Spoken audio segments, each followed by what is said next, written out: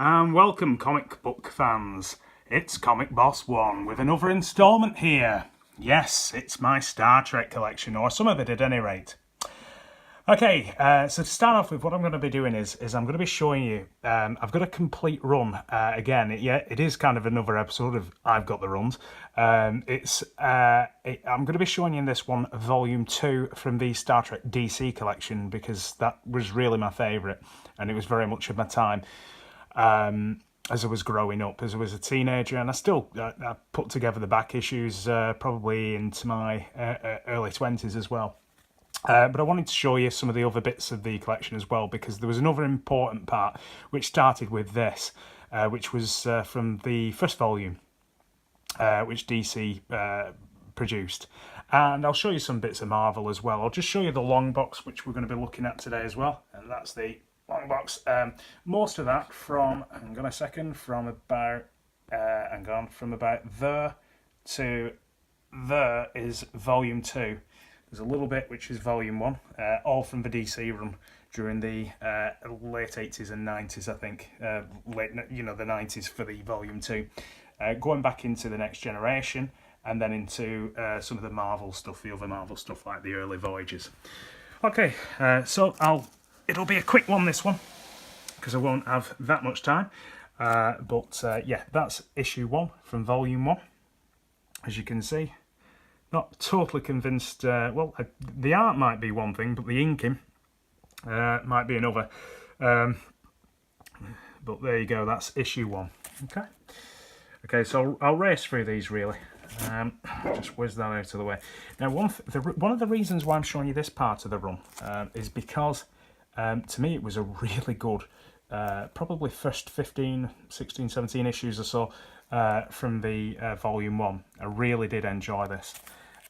So I'll race through it, and what it centred on for the bulk of it was actually, I can't remember which issue it was from, something like issue 4 or 5, spoiler alert by the way, oh that's a double, was the Mirror Universe. They crossed back over into the Mirror Universe, or the Mirror Universe came over to them, can't quite remember what happened, but it was just a really good story, and I've read it a couple of times, probably 3 or 4 times I think. And it's quite a long, involved story, but it's quite interesting. And the Excelsior, for those of you who are Star Trek fans, the Excelsior was in it quite heavily as well, and it was just interesting. It played with a lot of the dynamics that the films at the time, they set you up with, but they couldn't necessarily explore fully. And yeah, it was quite interesting to say the least. Okay. But the artwork on the inside was pretty good as well. Here we go. Some of the artwork, I don't know about the covers. Obviously, they were just on the later ones, the volume 2. They got really quite heavily into, that was a good one. They got quite heavily into the. You've got the 2 Spocks, one from the Mr.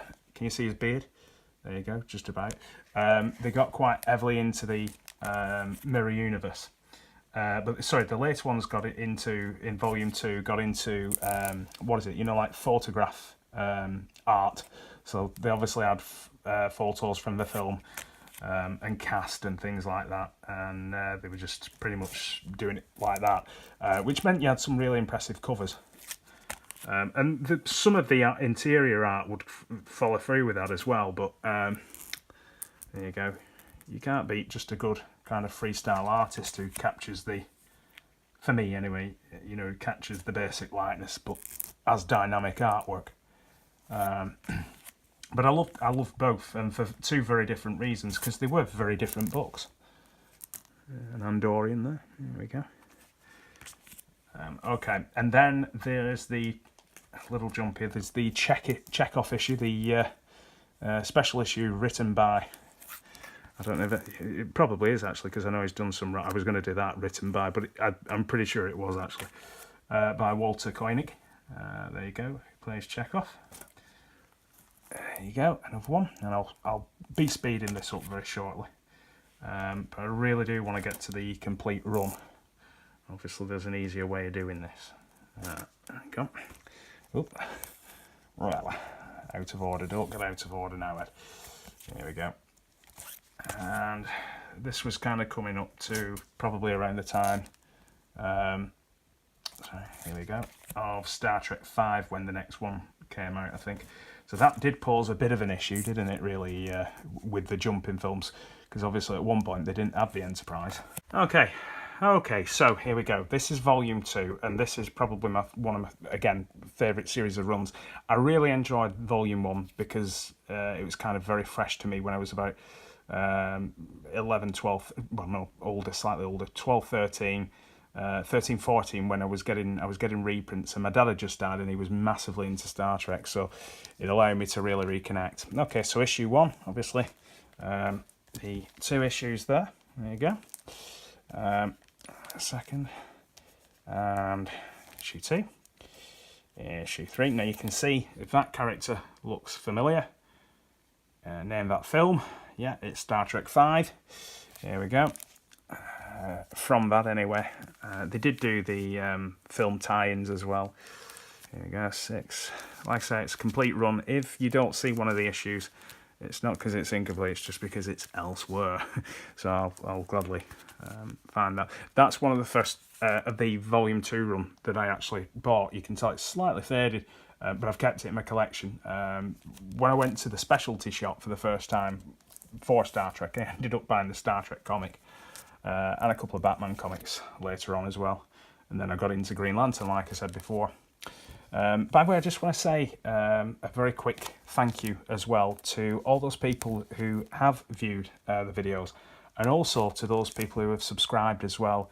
I mean, it really does mean a lot that you know, you're in from the start, because I don't underestimate that. It's you know, you don't know what you're going to get, and you've just got this kind of weird accent at the other end of the I like that cover, at the other end of the video, and you know, I really do. I'm not just saying it, I appreciate it. It means a lot. Anyway, here we go. I'll stop wittering on. There you go. Basically, this is there you go. This is kind of comic porn, isn't it? Really. There we go. The slow tease. There we go. And I just love it. I love it. And it's all good, clean fun. That's the beauty of it. Here we go.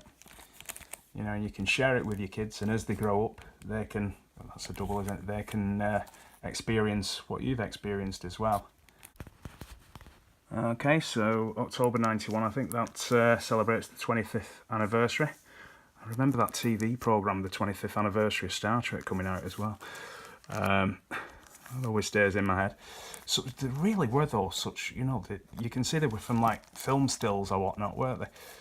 And there were some really good likenesses done. Like I said, the art on the inside was really good.